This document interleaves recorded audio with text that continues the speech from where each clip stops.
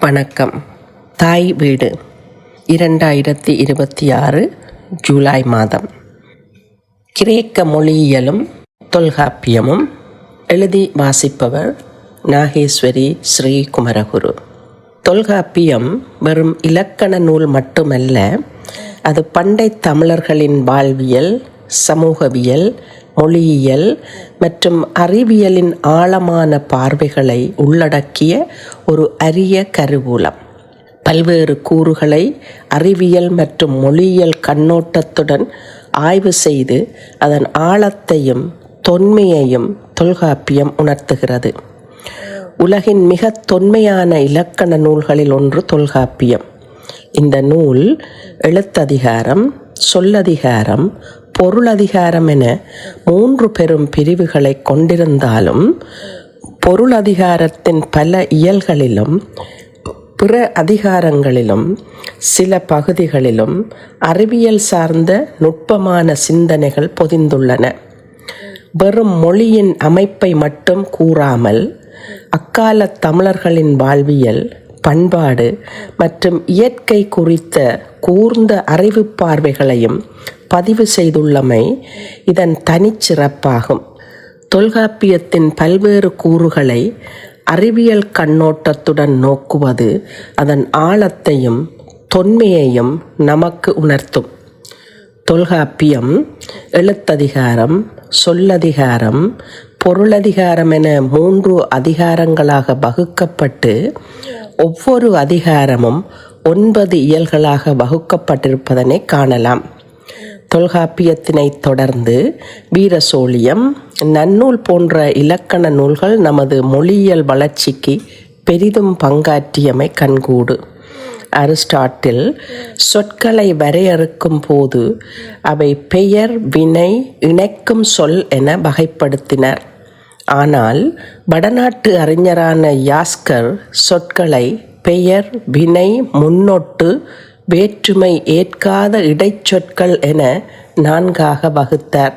தொல்காப்பியம் இவற்றை கடந்து சொற்கள் 2, அவை பெயரே வினையே என அறுதியிட்டு கூறியிருப்பதோடு இடைச்சொல்லும் உரிச்சொல்லும் பெயர் வினை சொற்களின் அகம்புறத்து உறுப்புக்களாக மட்டுமே அமைவதாகவும் கூறியுள்ளது கவனிக்கத்தக்கது.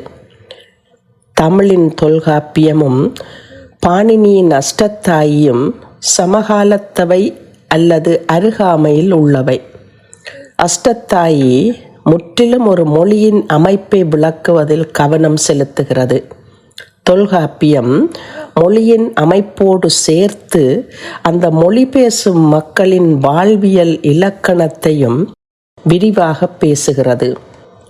தமிழ் மொழியின் மிக பழமையான இலக்கண நூலான தொல்காப்பியம் தமிழினத்தின் அறிவுசார் வரலாறு மற்றும் வாழ்வியலின் சாசனம்.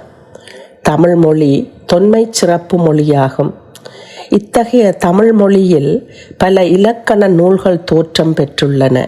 அதில் தொல்காப்பியமும் ஒன்றாகும். இதை எழுதியவர் தொல்காப்பியர் என்று தொல்காப்பிய பாயிரம் குறிப்பிடுகிறது.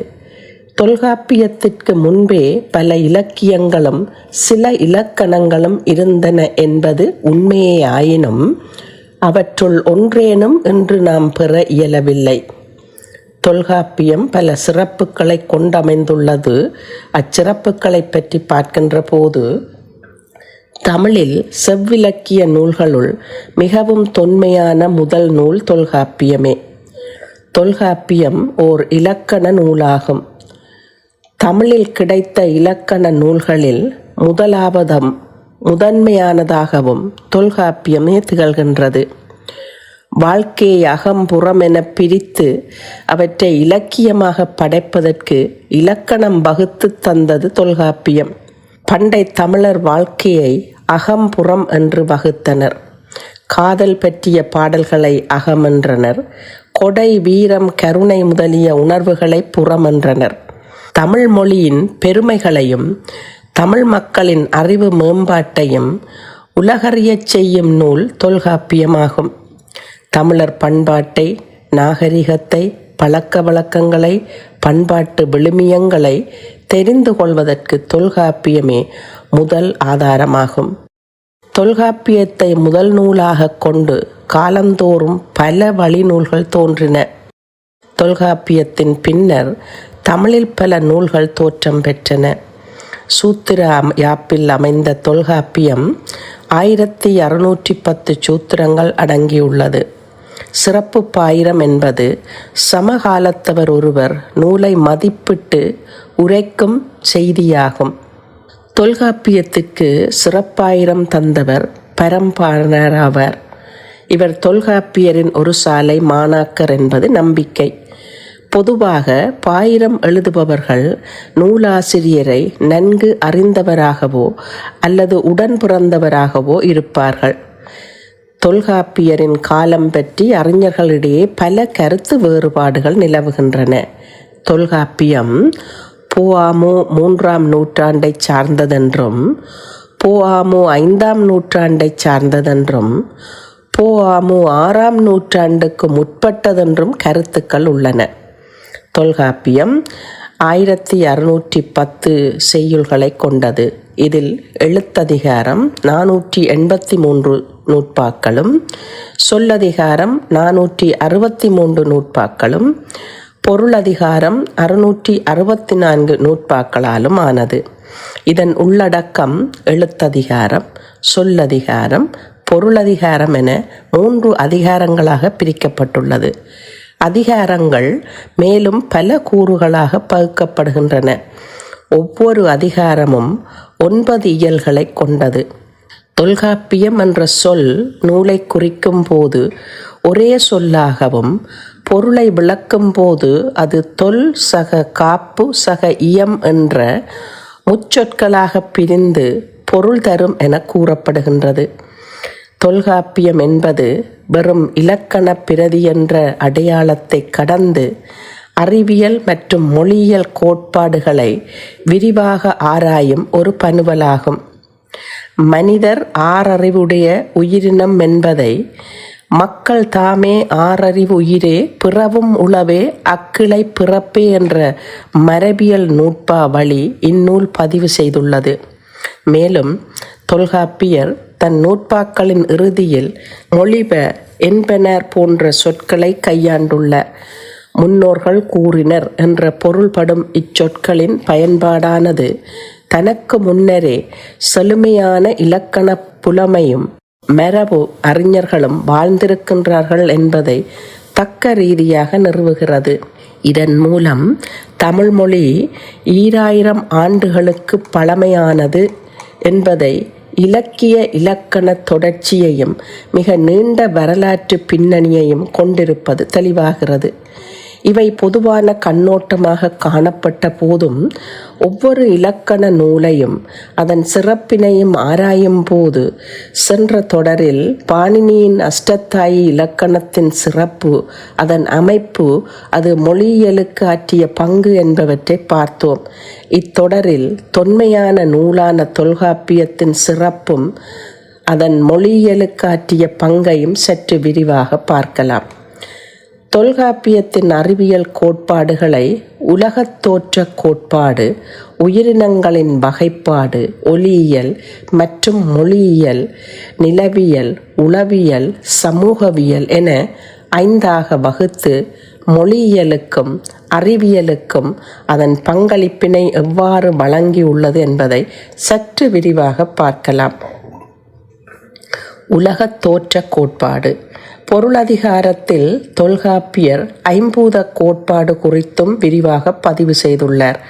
நிலம், தீ, நீர், வளி, விசும்போடு 5ம் கலந்த மயக்கம் உலகம் ஆதலின் என்ற நூற்பா மரபியலின் 91வது நூற்பா. இவ்வுலகமானது நிலம், நெருப்பு, நீர், காற்று, ஆகாயம் ஆகிய 5 மூலக்கூறுகளின் சேர்க்கையால் உருவானது என்ற பண்டைய அறிவியல் கோட்பாட்டை தெளிவாக முன்வைக்கின்றது. இப்பண்டைய அறிவியல் சிந்தனையே பிற்கால தமிழ் தத்துவ மற்றும் பிரபஞ்சவியல் ஆய்வுகளுக்கு முதன்மையான அடிப்படையாக அமைந்தது எனலாம். உயிரினங்களின் வகைப்பாடு. தொல்காப்பியத்தின் மிகச்சிறந்த அறிவியல் வெளிப்பாடுகளில் ஒன்று உயிரினங்களை அவற்றின் அறிவு அல்லது புலன் உணர்வு திறன்களின் அடிப்படையில் வகைப்படுத்திய முறையாகும். இப்பகுப்பு முறையை அக்கால உயிரியல் சிந்தனையின் துல்லியமான அறிவியல் பார்வையை முன்வைக்கின்றது. தொல்காப்பியர் உயிரினங்களை அவற்றின் தொடுதல், சுவைத்தல், நுகர்தல், காணல், கேட்டல் மற்றும் பகுத்தறிதல் ஆகிய உணரும் தன்மைகளின் ஆழத்துக்கு ஏற்ப ஓரறிவு முதல் ஆறறிவு வரையான 6 முதன்மை வகைகளாக பகுத்துள்ளார். இஃது 2000 ஆண்டுகளுக்கு முந்திய தமிழர்களின் பிரபஞ்சவியல் மற்றும் இயற்கை அறிவியல் புரிதலின் உச்சச் சான்றாக திகழ்கின்றது. ஒன்றறிவதுவே உற்றறிவதுவே, இரண்டறிவதுவே அதனொடு நாவே, மூன்றறிவதுவே அவற்றொடு மூக்கே, நான்கறிவதுவே அவற்றொடு கண்ணே, ஐந்தறிவறிவே அவற்றொடு செவியே, ஆறறிவதுவே அவற்றொடு மனமே, நேரிதின் உணர்ந்தோர் நெறிப்படுத்தினரே என்ற நூற்பாக்கள் தொல்காப்பியரின் மரபியலில் 571 நூற்பாவில் குறிப்பிடப்படுகின்றது. புலன் அறிவு வளர்ச்சி குறித்து தமிழர்கள் கொண்டிருந்த ஆழமான புரிதலை இந்த நூற்பா வெளிப்படுத்துகின்றது. அது மட்டுமன்றி உயிரினங்களின் எளிய வடிவிலிருந்து சிக்கலான வடிவம் நோக்கிய இந்த வகைப்பாடு நவீன உயிரியல் வகைப்பாட்டின் முதன்மை பண்பான பரிணாம வளர்ச்சி கண்ணோட்டத்துடன் தக்க ரீதியாக ஒத்திருப்பது தொல்காப்பியரின் கூர்மையான நுண்ணறிவை உணர்த்துகின்றது. நிலவியல் பொருளதிகாரத்தில் கூறப்பட்டுள்ள அகத்திணை கோட்பாடு நிலத்தின் இயற்கைக்கும் அங்கு வாழும் மக்களின் வாழ்வியலுக்கும் இடையேயான கரிமத் தொடர்பை விளக்குகிறது. தமிழ் நிலப்பரப்பை குறிஞ்சி, முல்லை, மருதம், நெய்தல், பாலை என 5 திணைகளாக பகுத்து ஒவ்வொரு திணைக்குரிய நிலம், பொழுது, தாவரங்கள், விலங்குகள், மக்கள் மற்றும் அவர்களின் தொழில்சார் வாழ்வியலை குறித்து விரிவான கூறுகளை தொல்காப்பியம் முன்வைக்கிறது. இஃது ஒரு குறிப்பிட்ட நிலப்பகுதியின் சூழலில் மற்றும் சமூக புவியியல் சார்ந்த 2000 ஆண்டுகளுக்கு முந்திய அறிவியல் முறையிலான அணுகுமுறையை தக்க ரீதியாக பிரதிபலிக்கிறது. உளவியல் மற்றும் சமூகவியல் தொல்காப்பியம் இலக்கணம் என்ற போர்வையில் மனிதர்களின் உணர்ச்சிகள், உறவுகள் மற்றும் சமூக அமைப்புகள் பற்றிய பார்வையை தருகின்றது. மெய்ப்பாட்டியல் மனித மனதில் தோன்றும் 8 வகையான உணர்ச்சிகளை நகை, அழுகை, இளிவரல், மருட்கை, அச்சம், பெருமிதம், வெகுளி, உவகை என்று விரிவாக விளக்குகிறது. இது நவீன உளவியலில் உணர்ச்சிகள் குறித்த ஆய்வுக்கு ஒப்பானதாகும். களவு, கற்பு திருமணத்திற்கு முந்திய பிந்திய உறவுகள் முறைகள் குறித்த விதிகள், சமூகவியல் மற்றும் மனித நடத்தைகள் குறித்த ஆழ்ந்த புரிதலின் வெளிப்பாடாகும். ஒலியியல் மற்றும் மொழியியல் மொழியே எல்லாவற்றுக்கும் அடிப்படை. அந்த மொழி என்பது ஒலியிலானது என கண்டறிந்து கூறியதே அறிவியலாகும். எழுத்ததிகாரத்தில் ஒலியியல் குறித்த நுட்பமான பார்வைகளை தொல்காப்பியர் வழங்கியுள்ளார். ஒவ்வொரு எழுத்தும் எவ்வாறு உச்சரிக்கப்படுகிறது, அதாவது உயிரெழுத்துக்கள் மிடற்று ஒலியாலும் மெய்யெழுத்துக்கள் மிடறு, தலை, நெஞ்ச், பால், நா, இதழ் போன்ற உறுப்புகளின் துணையாலும் பிறக்கின்றன என்பது நவீன மொழியியலின் பேச்சுறுப்புகளின் செயற்பாட்டை பற்றிய புரிதலுக்கு இணையாக உள்ளது. எழுத்துக்கள் அதாவது ஒலிகள் மனித உடலின் எந்தெந்த உறுப்புகளில் இருந்து எவ்வாறு பிறக்கின்றன என்பது பற்றிய ஒலியியல் மற்றும் ஒலி இணைப்பு இயலின் நுட்பமான விளக்கங்கள் தொல்காப்பியரின் அறிவியல் பூர்வமான ஆய்வை காட்டுகின்றன. உந்தி முதலாக முந்துவழி தோன்றி என்னும் பிறப்பியல் செய்யுளியல் உயர்த்தி நிற்கிறது. 2 சொற்கள் சேரும் போது ஏற்படும் ஒலி மாற்றங்களுக்கான விதிகள் மொழியியல் சார்ந்த கணித மற்றும் தர்க்க ரீதியான கட்டமைப்பை கொண்டுள்ளன. தொல்காப்பியம் வெறும் இலக்கண நூல் மட்டுமல்ல, அது அக்கால தமிழர்களின் அறிவியல், சூழலியல், உயிரியல், ஒளியியல் மற்றும் வாழ்வியல் கோட்பாடுகளை தன்னகத்தே கொண்ட ஒரு பல்நுட்ப களஞ்சிய நூலாகும். இந்த நூலை புதிய அறிவியல் கண்ணோட்டத்துடன் அணுகும்போது அதன் காலத்தால் அழியாத அறிவின் பெருமையையும் தொல்காப்பியரின் மேதமையையும் புலப்படுத்துகின்றது. தொல்காப்பியம் ஒரு பொருள் இலக்கணம் என்ற தளத்தில் நின்று கொண்டு அன்றைய தமிழ்ச் சமூகத்தின் அறிவு மற்றும் அறிவியல் தேடல்களை பதிவு செய்துள்ளது. உயிரின் பகுப்பாய்வு, நிலத்தின் சூழலியல், ஒலியின் பிறப்பியல், மனித உணர்வுகளின் உளவியல், மொழியின் உருவாக்கம், இயற்கையின் தத்துவங்கள், திணைக்கோட்பாடு, சமுதாய ஒழுங்கு என பல்வேறு அறிவியல் துறைகளுக்கான விதை சிந்தனைகள் தொல்காப்பியத்தில் நிறைந்துள்ளன. எனவே தொல்காப்பியம் வெறும் இலக்கண நூல் மட்டுமல்ல, அது பண்டை தமிழரின் அறிவியல் பார்வையை உலகிற்கு உணர்த்தும் ஒரு பெட்டகமாகும். உலக மொழிகளுள் இலக்கணச் செழுமை மிக்க மொழியாக தமிழ் திகழ்வதற்கு தொல்காப்பியமிட்ட அடித்தளமே முதன்மை காரணமாகும். 2000 ஆண்டுகளுக்கு முன்பே ஒரு மொழியின் கட்டமைப்பை எழுத்து, சொல், பொருளென பகுத்து ஆராய்ந்த தொல்காப்பியரின் அணுகுமுறை நவீன மொழியியல் அறிஞர்களையே வியப்பில் ஆழ்த்துகிறது. ஒலிகளின் பிறப்பு முதல் சொற்களின் புணர்ச்சி மற்றும் வாழ்வியலுக்கான இலக்கணம் வரை அனைத்தையும் அறிவியல் பூர்வமாக அணுகிய காரணத்தினால் இது வெறும் இலக்கண நூலாக மட்டுமன்றி ஒரு சிறந்த மொழியியல் கருவூலமாகவும் போற்றப்படுகிறது. தமிழ் மொழியின் தனித்துவத்தை பேணி பாதுகாப்பதிலும் அதில் காலங்கடந்த நிலையை தனக்கு கவசமாக வைத்திருப்பதிலும் தொல்காப்பியத்தின் பங்களிப்பு ஈடு இணையற்றது. தொல்காப்பியத்தின் மொழியியல் ஆளுமை என்பது மிக விரிவானது. இதன் தொடர்ச்சியாக வரும் அடுத்தடுத்த பகுதிகளில் ஒலிகள் மனித உடலில் எங்கெங்கு இருக்கின்றன, எப்படி பிறக்கின்றன என்பதை விளக்கும் பிறப்பியல் குறித்தும், சொற்கள் இணைந்து வாக்கியங்களாக உருவெடுக்கும் முறை விளக்கம் குறித்தும், தொடரியல் குறித்தும் மிக விரிவான விளக்கங்களோடு சந்திப்போம். நன்றி, வணக்கம்.